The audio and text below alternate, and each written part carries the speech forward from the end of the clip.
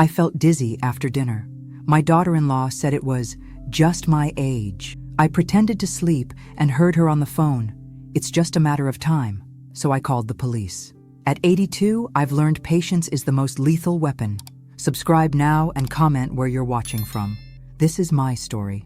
The room swayed as I gripped the mahogany table where we'd celebrated countless family milestones. My son Richard's hand steadied me, concern perfectly rehearsed in his eyes. "Mom, are you all right?" His voice carried just enough worry for others to notice. "Just tired," I said, though the metallic taste in my mouth suggested otherwise. It was my 82nd birthday, in our Woodbury mansion. The celebration felt hollow, perfunctory gifts and practiced smiles. I'd caught the glances between Richard and Vanessa whenever I mentioned my investments or my planned trip to Italy. "Italy?" Richard had scoffed. "At your age? That's not realistic." "Mom, your father and I always dreamed of seeing Venice," I replied. "Henry's been gone 5 years," he said. "You need to be practical." I excused myself after dessert, pretending to nap on the living room sofa. The Persian rug muffled their footsteps, but voices carried in this old house. "She seemed worse tonight," Vanessa whispered from the corridor. "The medication should be working faster." "Patience," Richard replied. "It's just a matter of time. Everything's going according to plan." My blood ran cold. The dizziness, the metallic taste, their concerns about my mental state, it all aligned with horrible clarity. My own son was poisoning me. I lay motionless until they moved to Richard's study, then quietly called the police. That night, sleep evaded me. The man sleeping down the hall wasn't the boy whose nightmares I'd soothed. That boy was gone, replaced by a stranger counting the days until I'd no longer inconvenience him. By morning, I'd made my decision. I wouldn't confront them yet. I needed evidence, allies, a plan. At breakfast, I smiled and thanked them again for the lovely party, watching Richard stir something into my tea when he thought I wasn't looking. I poured it into a potted plant when they turned away. The game had begun, but they didn't know we were playing. They certainly didn't know this old woman had learned strategy from 50 years with Connecticut's shrewdest business mind. "More tea, Mom?" Richard asked, smile never reaching his eyes. "No thank you, dear," I replied with matching false warmth. "I think I've had quite enough." Detective Marlene Santos didn't believe me initially. Her professional skepticism was evident as she studied me across her desk. "Mrs. Caldwell, these are serious allegations. Do you have any evidence?" I straightened my spine, summoning the dignity that had carried me through decades as Henry Caldwell's wife. "Not yet, but something is happening in my home." She sighed. "Without evidence? My diamond necklace is missing," I interrupted. "The one Henry gave me for our 40th anniversary. That caught her attention. "Have you checked your safe? Several pieces are gone. Richard has the combination." Detective Santos made notes, her expression shifting. "That's something concrete we can investigate." At home, I watched more carefully. Richard frequently left documents for me to sign, a convenience, he claimed, because of my arthritis. While he took a call in his study, I photographed several papers. Later, behind my locked bedroom door, I examined the images. My signature appeared on documents I had no memory of signing. As a former executive secretary, I recognized the subtle differences immediately.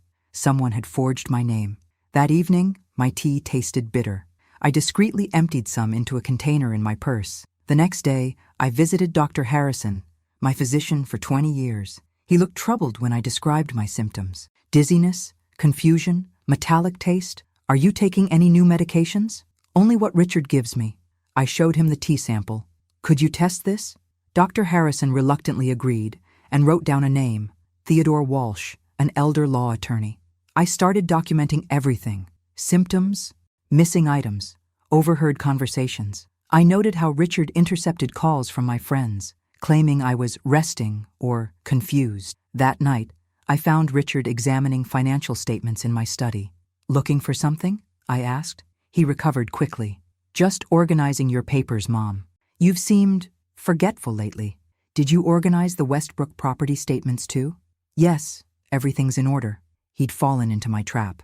I hadn't owned the Westbrook property in years. Henry sold it before his death. Richard was hunting for assets I'd never mentioned. Later, I reviewed bank statements I'd secretly requested. Small, regular transfers had been moving from my accounts to companies controlled by my son. I called Theodore Walsh and scheduled an appointment. The game was changing, and Richard had no idea his opponent had just made her first strategic move. "You need legal protection immediately," Theodore Walsh said from behind his desk in downtown Hartford. At 70, with steel-rimmed glasses and meticulous notes, he radiated competence. I'd shared everything: the missing jewelry, forged signatures, suspicious transfers, and Dr. Harrison's pending tests for benzodiazepines in my tea. "Can we prove it's Richard?" I asked. "Not yet," Walsh admitted. "But we can create a record and gather evidence." He suggested installing a legal recording device in my bedroom, where I had expectation of privacy. "Richard and Vanessa often talk in the hallway outside my room," I explained. "They think I'm sleeping or that my hearing aids are out." Over the following weeks, the recordings captured damning conversations. "The old lady's getting suspicious," Richard told Vanessa one evening. "We need to move faster." "The bank's asking questions about those transfers," Vanessa replied. "We need legal control before she figures it out." I noticed my grandson Tyler's discomfort around his parents. The 17-year-old would watch silently as Richard belittled me, his eyes reflecting conflict. Richard controlled every aspect of his life, dictating his college choices, friends, even clothing. Dr. Harrison called with the toxicology results. "Benzodiazepines," he confirmed. "Small doses, but concerning for someone your age. They cause confusion, dizziness, memory lapses, symptoms of dementia," I finished. A meeting with my bank manager revealed more betrayal. Richard had presented notarized documents with my signature, authorizing transfers. The notary, Richard's associate, hadn't properly verified my identity. "We're freezing the accounts pending investigation," he assured me. At home, I found Tyler alone in the garden. "Your father seems stressed," I ventured. "He's always stressed about money stuff," Tyler muttered. "Does he discuss these problems with you?" "Sometimes I overhear things. About you." "Grandma," he hesitated. "Dad says you're getting confused, that they need to protect your assets. Do you believe that?" I asked gently. His eyes met mine, turbulent with doubt. "I don't know. You seem fine to me, but Dad says old people can seem normal while their minds are failing." His answer was interrupted by Richard's sharp call. Tyler jumped up like a startled deer. That night, I heard Richard berating Tyler through my recording device. "What were you discussing with your grandmother?" "Just school stuff. Don't lie to me. Stay away from her unless I'm present. She's manipulative and confused." "She doesn't seem confused." A slam, Richard's hand on the table. "Don't question me. This family's future depends on handling this situation properly." I sat in darkness, listening to my son threatening my grandson, plotting my financial ruin. My hands shook with a feeling I hadn't experienced in decades, pure, righteous fury.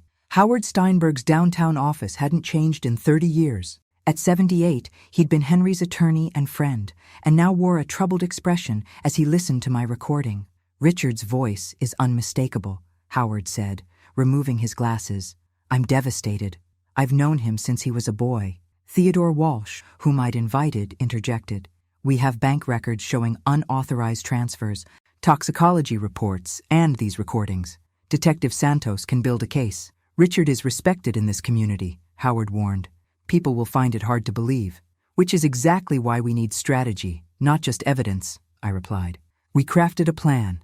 Howard would call a family meeting about my estate, seemingly routine, but designed to expose Richard's schemes. Walsh would remain in the background, while Detective Santos built her case, a process that would take weeks given Richard's standing in the community. 3 days later, Richard, Vanessa, Howard, and I gathered in the library. I deliberately wore slightly loose clothing and occasionally pretended to lose my train of thought. "I've been thinking about my will," I began, watching Richard and Vanessa exchange glances. "I want to leave substantial portions to charity." "Charities?" Richard's voice tightened. "Mom, your estate should remain in the family. I'm concerned about financial decisions I don't remember authorizing." "What decisions?" "Mom? You signed those property transfers yourself." His practiced concern appeared genuine. Howard intervened. "I've noticed unusual activity in your accounts, Eleanor." "Those are legitimate business ventures," Richard said. "Mom agreed to diversify her investments." I widened my eyes in false confusion. "Did I? I don't recall." "See?" Richard told Howard. "These memory lapses are exactly what concerns us." After they left, Howard shook his head. "He's completely confident, Eleanor. That night, I deliberately left pages of a fake diary where Richard would find them, detailing concerns about memory lapses. The next morning, Richard's voice was gentler, his confidence visibly bolstered. "Mom, I've been thinking. Maybe we should consult a specialist about these memory issues." I nodded meekly. "Perhaps you're right." His hand patted mine. "Don't worry. Vanessa and I will take care of everything." I'm certain he mistook my shaking hands for fear rather than rage barely contained. As he left my room, I allowed myself a small, cold smile. Let him believe the game was ending. In truth, we were just approaching the middle game, where the real strategy begins. "They're watching me constantly now," I told Catherine Moore, the elder abuse specialist who joined our growing alliance. We met in my Cape Cod vacation home, the one place Richard couldn't monitor me. Richard checks my medication, screens my calls, and reviews security footage daily. Detective Santos nodded. "We need more concrete evidence linking him directly to the drugging." "Tyler might help," I suggested. "He's conflicted about what's happening." "Approaching him directly could be dangerous," Theodore warned. Back at the mansion, I began my counteroffensive. My first target, Marcus Reynolds, the financial advisor helping Richard siphon my assets. During a dinner to discuss estate simplification, I watched Reynolds and Vanessa carefully. Their lingering touches, meaningful glances, and excessive familiarity told a story Richard couldn't see. "That gala at the Hartford Grand next month sounds wonderful," I mentioned casually, naming the hotel where Reynolds claimed he'd be attending a conference. The flicker of panic between them confirmed my suspicion. Howard later discovered Reynolds was deeply in debt from failed investments, explaining his willingness to participate in Richard's scheme. Finding moments alone with Tyler proved challenging until I feigned interest in his college applications, something Richard encouraged, thinking I might finance his education. "Princeton has an excellent English program," I noted, reviewing the business schools Richard had pre-selected. Tyler's eyes brightened momentarily. "I've always preferred literature to business." "Like your grandmother," I smiled.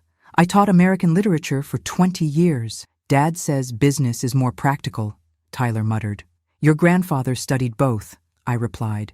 "He believed literature made him a better businessman, understanding people's motivations." "Recognizing patterns," Richard interrupted us. "Business school is the only sensible option, Mom. Literature degrees are for people without ambition." Later, I placed several classic novels on Tyler's desk with a note. "These belong to your grandfather. His margin notes might interest you." My network expanded when Judith, my friend and retired judge, unexpectedly visited during Richard's absence. "Richard told everyone you had dementia and didn't want visitors," Judith said, indignant. "He's isolated you completely."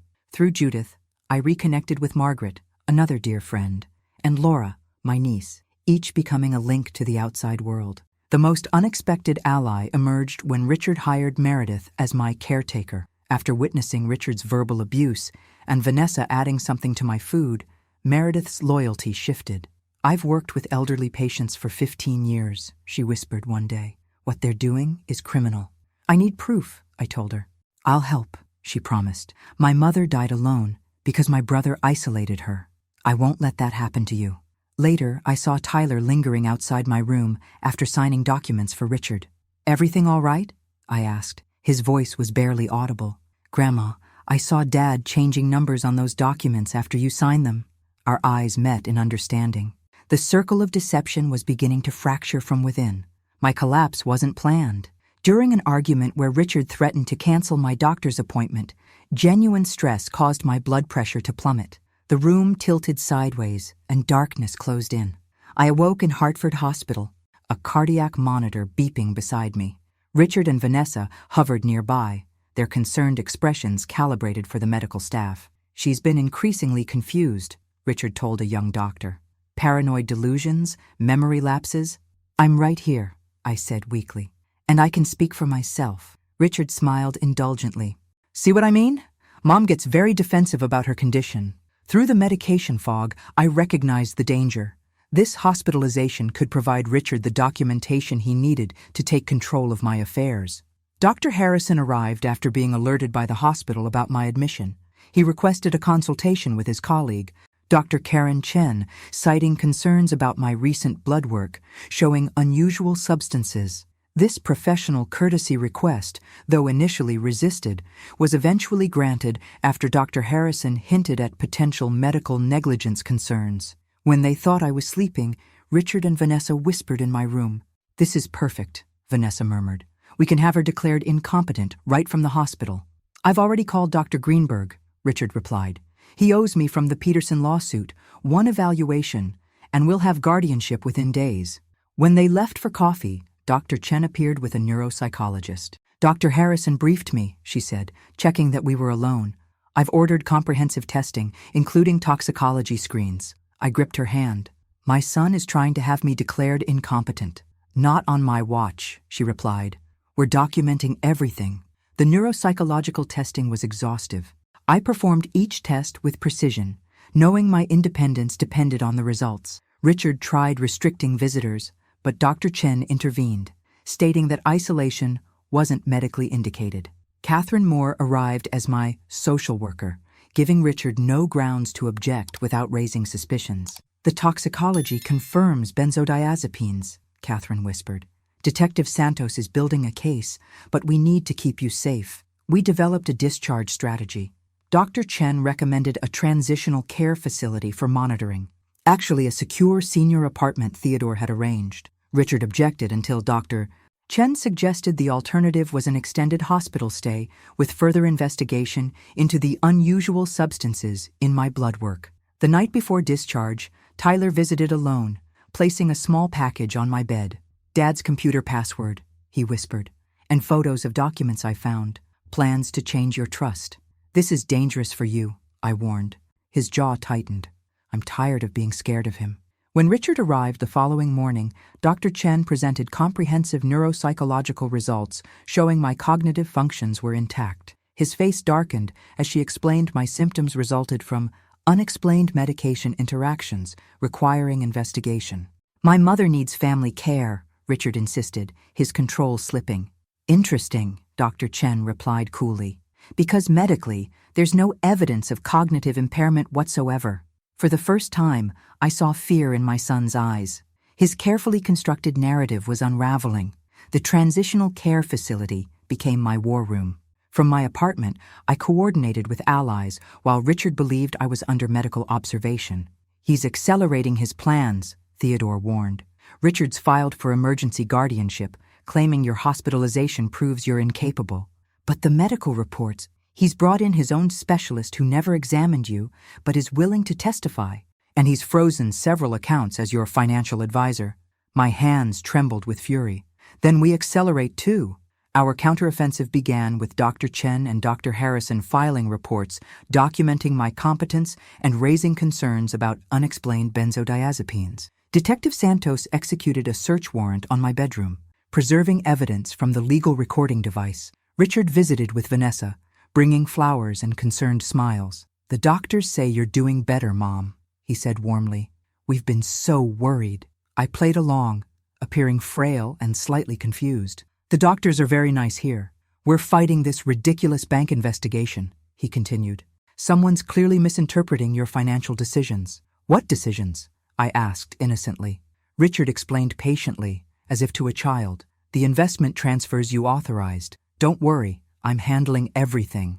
Meredith reported that Richard had searched my apartment while Vanessa distracted her. "He was looking for documents or recordings," she said. "For Richard's birthday, I requested a special dinner at the facility. I presented an elegant envelope containing transfer documents for the Riverfront Commercial Plaza, one of my most valuable properties." "Mom, this is unexpected." His voice caught with genuine emotion. "You've always loved that building," I said softly. "Your father would want you to have it." What they didn't know, the transfer included conditions designed by Theodore and Howard. The property would be placed in a trust requiring regular financial audits, creating a perfect trap for documenting Richard's manipulation. Tyler attended but remained quiet until Richard and Vanessa stepped away. Then he quickly slid his phone across the table. "Grandma, I found more," he whispered. "Dad's emails with Marcus about accelerating the timeline now that you're out of the house." Before I could respond, Richard returned. Seeing us huddled together, his expression hardened. "Everything okay here?" "Tyler was just showing me his college application essay," I replied smoothly. Later that night, I reviewed my journal, pages filled with evidence and strategies. The woman who began this journey in fear now methodically planned her counterattack with cold precision. Richard believed he was claiming his inheritance early. In reality, he was teaching me my final and most painful lesson, that sometimes justice requires severing ties with those who would destroy you, even when those ties are bound by blood. A family reunion? Richard's disbelief was evident as we sat in the mansion's library. My first day back home. Mom, you hate large gatherings. At my age, reconciliation becomes important, I said, fingering the locket containing Henry's photograph. I'd like to see Caroline before it's too late. Caroline made her choice years ago, he snapped, color rising. She's your sister. Richard, my only other child. Half-sister, he corrected coldly. And she hasn't contacted you in 15 years. Actually, I said carefully, Laura reached out to her. Caroline was quite surprised to hear I've been asking about her. Richard's composure slipped momentarily. Laura had no right to contact my niece? My daughter? I let my confusion seem genuine. He recovered quickly, forcing a concerned smile. If it's important to you, we'll arrange something small. 2 weeks later, Caroline arrived, tall and elegant at 58, with Henry's eyes and a tentative smile. Richard intercepted her at the door with a stiff embrace. When she saw me, her eyes filled with tears. Mom? We embraced as Richard watched, his expression unreadable. You look wonderful, she said. When Richard told me years ago that you were declining. Declining? I interrupted, looking between them. Carolyn's confusion was genuine. Richard said you were having memory problems, that you didn't want to see me because it was too confusing and painful. Richard intervened smoothly. That was a misunderstanding. Mom was going through a difficult period after Dad died. A 5-year period? Caroline challenged. Other relatives arrived, creating a buffer of social niceties, but the damage was done. The first crack in Richard's facade had appeared, witnessed by others. Throughout dinner, I placed allies strategically, Judith beside Marcus Reynolds, Margaret next to Vanessa, Laura conversing with Tyler. When Caroline asked about my Italian trip plans, Richard interrupted sharply. That's not happening. Mom's health won't permit it.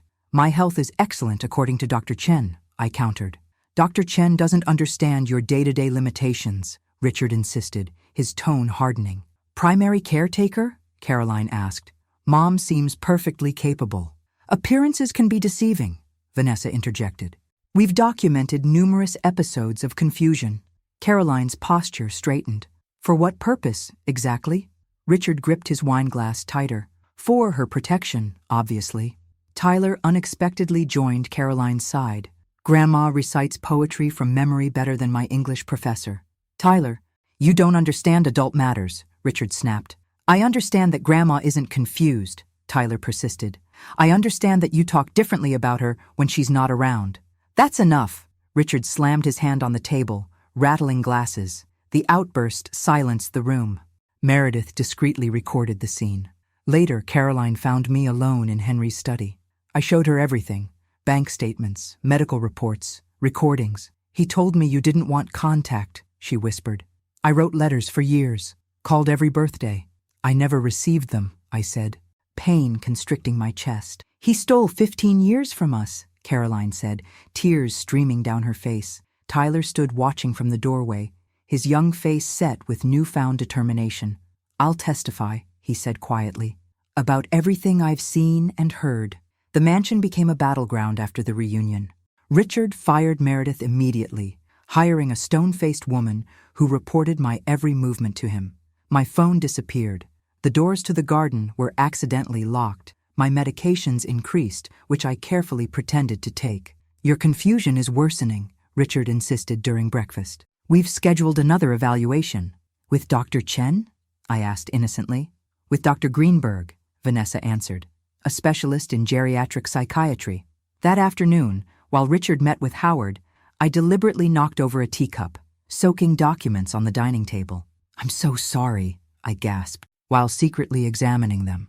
My blood ran cold. Among the wet papers was an application for emergency involuntary psychiatric commitment, with my name listed as the patient. That night, locked in my room, genuine panic overwhelmed me. The new caretaker monitored the hallway. My phone was gone, and my recording device had been discovered and removed. Tyler appeared at my bathroom door, having navigated the connected guest room. "Grandma, Dad's planning something tomorrow," he whispered. "I overheard him telling Mom that after Dr. Greenberg's evaluation, you won't be coming home." "Tyler, I need to contact Theodore Walsh. I can't bring my phone. Dad checks it hourly. But Meredith is outside in her car. She gave me this." He pressed a burner phone into my hand. "Our lifeline." I immediately called Theodore, explaining about the commitment papers. "They're moving faster than we anticipated," he said. "But so are we. Detective Santos obtained the search warrant today. Don't fight tomorrow's evaluation, just stall. We need 4 hours." That night, I wrote a final entry in my journal, addressing it to Tyler. "Whatever happens tomorrow, remember that courage isn't about being fearless. It's about doing what's right, despite your fear." Morning arrived with Richard unusually solicitous, helping me dress, reminiscing about happy memories, assuring me that everything will be better after today. Dr. Greenberg arrived at precisely 10 o'clock, silver-haired, with an expensive suit and practiced bedside manner. "Mrs. Caldwell, I'm here to help determine the best care options for you." Before I could respond, the doorbell rang. Richard frowned, not expecting interruptions. Dr. Chen stood on the doorstep, medical bag in hand.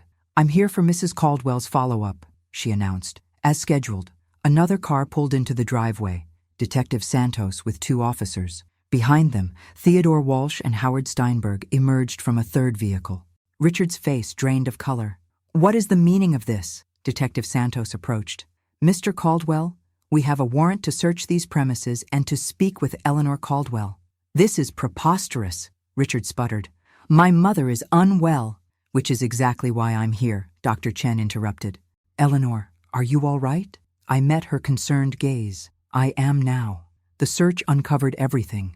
Medication vials hidden in Richard's bathroom that matched the benzodiazepines in my blood work, financial documents showing systematic theft, and emails between Richard, Vanessa, and Marcus Reynolds discussing how to accelerate the timeline. "You have the right to remain silent," Detective Santos told Richard as an officer handcuffed him in our family living room. "This is a mistake," Richard insisted. "My mother needs help. She's been manipulating all of you." Vanessa attempted to distance herself. "I was just following Richard's lead. He handled all the financial matters." When they found my missing jewelry in Richard's office safe, along with forged documents and commitment papers, Richard's denials became hollow. Tyler watched silently from the staircase as his father was escorted out. His expression reflected not triumph, but grief, the death of the father he thought he knew. Dr. Chen completed a thorough examination. "You'll need time to clear these medications from your system. But there should be no permanent damage." Howard looked shell-shocked. "I never suspected. I've known Richard since he was a boy. We see what we expect to see," I told him gently. The most painful moment came when Caroline asked why Richard would do this. I had no satisfying answer until Detective Santos returned later. Richard had been interviewed, eventually offering a justification. "He claims he lived his entire life in his father's shadow," Santos reported. "Said Henry always favored you, that every business success Richard achieved was attributed to Henry's training, while every failure was his alone. He said planning your financial takeover began as revenge against both you and his father, proving he could outsmart the great Henry Caldwell by taking everything his father built. Theodore advised me to move temporarily to Caroline's home. The publicity will be considerable once charges are formally filed. Indeed, by evening, local news vans gathered outside the mansion gates. Our family name, once associated with philanthropy, would now be linked to elder abuse and fraud." Tyler approached me before I left. "Where will I go?" "You're welcome with me at Caroline's. Or you can stay with your mother. Mom knew everything," he said flatly. "She helped him. Then I choose you, Grandma." As we prepared to leave, I asked for a moment alone in Henry's study. There, surrounded by photographs spanning decades of family history, I finally allowed myself to weep, not just for the betrayal, but for the broken man my son had become. On Henry's desk sat the chess set where I'd taught Richard to play as a child. I picked up the Black King, remembering how Richard would declare checkmate with boyish triumph. This time, the victory brought only hollowness. Caroline found me there, placing a gentle hand on my shoulder.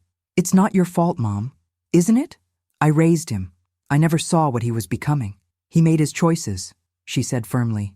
Now we make ours. As we left the mansion, reporters called out questions about the Caldwell family scandal. Caroline shielded me while Theodore handled the media. In the car, Tyler sat silently holding my hand. Caroline drove carefully through the media gauntlet, her expression resolute. I watched the mansion recede in the rearview mirror, remembering Henry's words when we first moved in. A house becomes a home when it holds more love than furniture. By that definition, I realized it had ceased being a home long ago. The Vermont breeze carries the scent of late summer roses through Caroline's farmhouse windows. 2 years have passed since what the papers dubbed the Caldwell betrayal. At 84, I've discovered something unexpected. Peace. Richard's trial lasted 3 months. The evidence was overwhelming.